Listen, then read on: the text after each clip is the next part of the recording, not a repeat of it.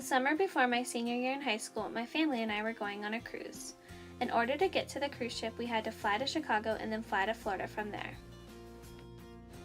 When we get to the Denver airport, we check to see if our flight to Chicago is delayed or on time.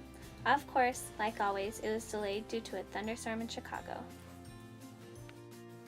Usually, it would not be that big of a deal if our flight was delayed.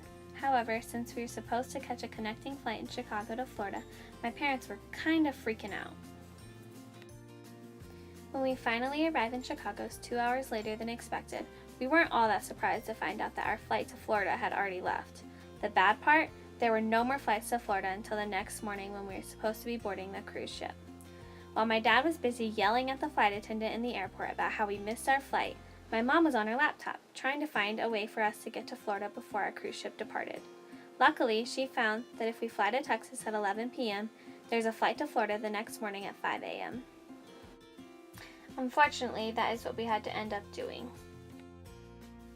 During all of the bickering and frustration, we were not able to get a hotel for the night because my parents were afraid we would miss our flight again, causing us to have to sleep in the airport.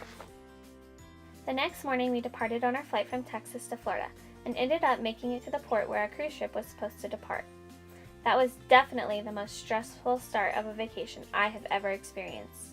But it all worked out in the end, and we had a blast on our cruise to Jamaica, the Cayman Islands, and Cozumel, Mexico.